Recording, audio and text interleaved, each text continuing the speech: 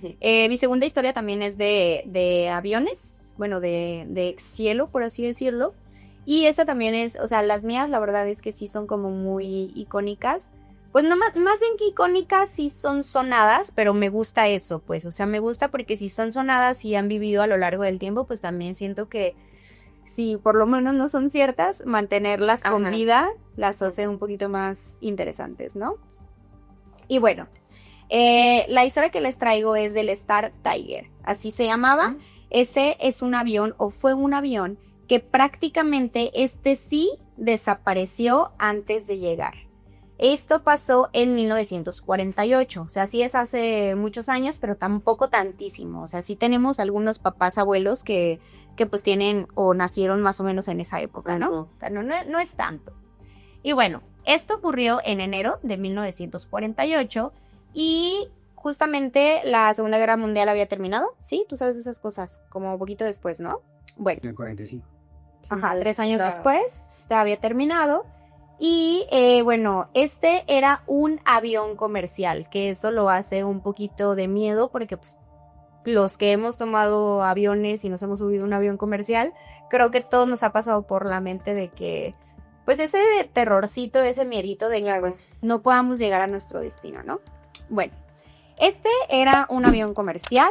La aerolínea se llamaba British South American Airways, la BSAA. O sea, nada más ahí como para dejarlo como contexto. Y este avión era uno de los más modernos para su época. O sea, cabe destacar que era, sí, un avión muy, muy sofisticado como para esta temporada. Y bueno, ellos iban a pasar a volar de Azores hasta Bermuda. Y era una ruta, era como un pedacito de ruta para ir a Jamaica. Entonces, pues ajá, también ahí ellos necios pasando por la isla de Bermudas. Pero bueno. A bordo de ese avión iba 31 personas. De esas 31 personas iban 25 pasajeros y 6 pues eran los tripulantes, ¿no? Que entre ellos está el piloto y la sobrecargo y bla, bla, bla.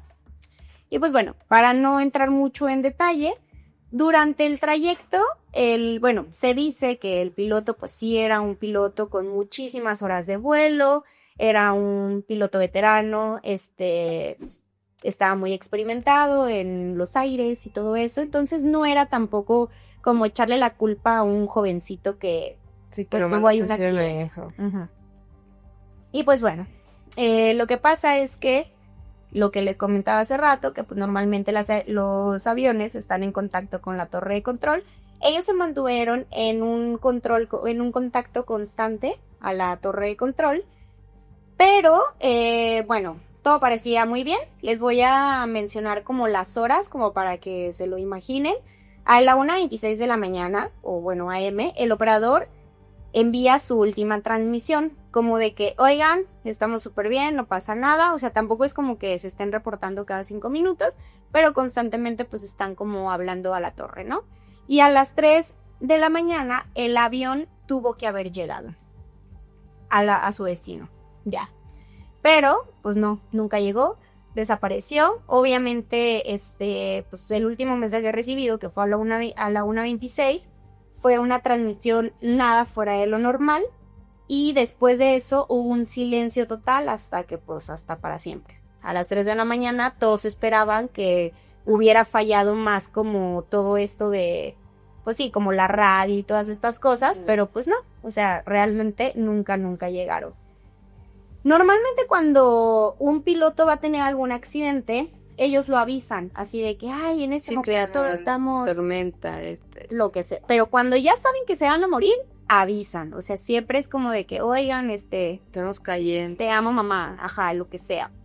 Y no hubo ninguna llamada de emergencia, algo turbio, no hubo nada. O sea, simplemente después de su última comunicación.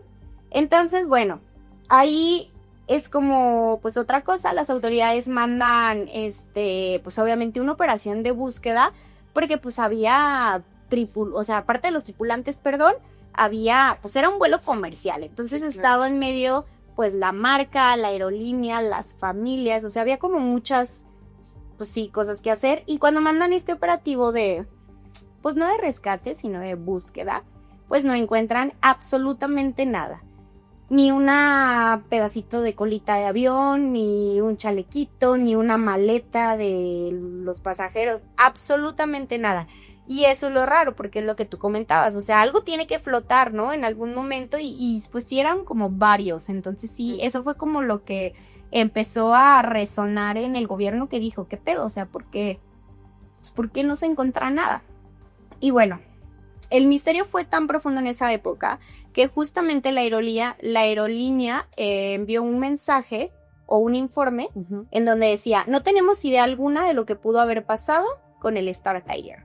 O sea, ellos dijeron, aceptamos que no tenemos ni puta idea, ni idea de qué fue lo que pasó. Ajá, no saben ni qué onda.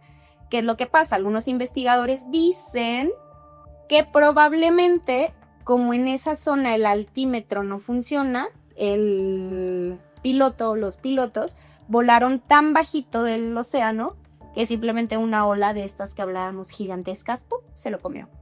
Pero volvemos a lo mismo.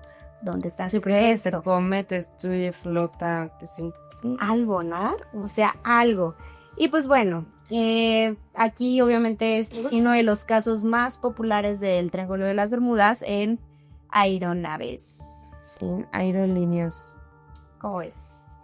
Pues complejo. Muy complejo. Sí, la neta. Porque, o sea, mucha gente y al punto de que una aerolínea, como tú dices, con una marca, con un solo diga como, no sé, ya es que de plano, pues está, no sé, porque quizás sepan, pero que quizá el gobierno sabe que los aliens lo están investigando y les vale. Pero les vale, y eso también está... Pero está bien. Eso también está así como...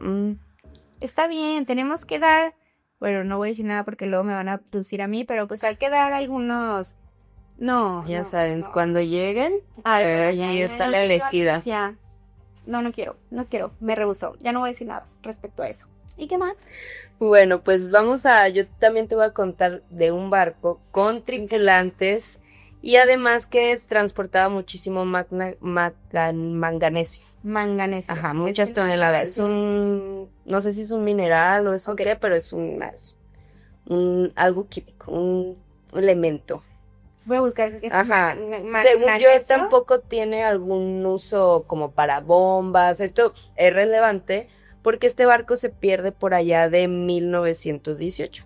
Ya había acabado la Primera Guerra Mundial, pero pues aún había mucho conflicto ahí, algo, ¿no? Entonces había muchos barcos perdidos, había muchas desapariciones, volvemos en relación a la cuestión bélica, pero se reporta como una de las mayores pérdidas no bélicas o relacionadas con el conflicto en cuestión de naval, ¿no? Porque, les digo, eran casi más de 300 tripulantes los que iba una gran carga de este mineral, no sé bien qué sea, pero iba ahí, entonces también había muchos intereses, no solo el de una persona o tres, como la primera historia que nos contaste, que ahí se perdieron. Y este era el barco, el Cyclops. El Cyclops. Acá también, como en la historia que tú nos contaste, sí se lograron comunicar con su radio, de que ya pues iban pasando por donde tenían que pasar, iban hacia Baltimore, no, más bien quise decir eso, iban hacia Baltimore, iba todo perfecto, de hecho sí se comunican y solamente como todo bien, el viaje tranquilo, supongo alguna clave tienen que dar, pero pues dijeron que no reportaron ni parte del clima, ni algún desperfecto, nada, absolutamente nada. Y después de eso, pues conforme a lo que se había reportado, ya no deberían de tardar tanto en llegar, pero ya no hubo respuesta. Ya ni siquiera, les digo, hubo una queja, hubo absolutamente nada. Simplemente hubo un silencio. Desapareció por completo este barco con todas estas toneladas. No se supo qué pasó, no hubo nada, ni siquiera combustible. Acá, por ejemplo, en un avión, se puede decir explota, no en el aire. Sí. Entonces puede que caigan pedazos, pero están chiquitos, no se alcanzan a ver porque el mar es inmenso, pero acá era un muy gran barco y hasta en el mar. o sea, aunque explote, los pedazos ahí se van a quedar, además de que se hacen las manchas de combustible. Exacto. Y también las otras toneladas del otro mineral debieron de haber dejado un residuo en el agua, no que son mucho más fáciles de ubicar como estas manchas de petróleo que esos clases de barcos traen, y no hubo nada, o sea, como si de verdad nunca hubiera existido ese barco, nunca hubieran existido esas más de 300 personas que estaban a bordo.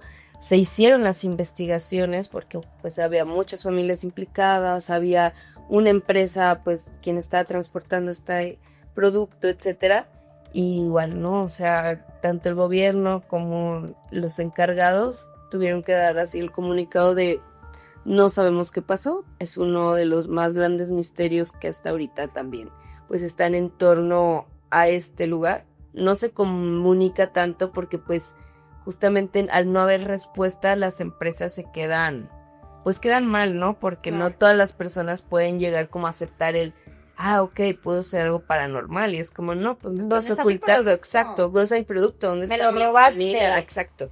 Luego en tiempos de guerra, otra cosa, también por el cual se podría decir como, se los llevaron, no sé qué, no, porque en ese entonces las producciones de lo que fueran, sí eran masivas, pero no eran tan masivas como para no darte cuenta dónde se estuvieran vendiendo más magnesio de lo normal sin haberlo comprado directamente, ¿no? Entonces nunca se pudo ni siquiera llegar a un registro, llegar a pues a este registro de este mineral, ¿no? Entonces, por eso es que también es gran misterio,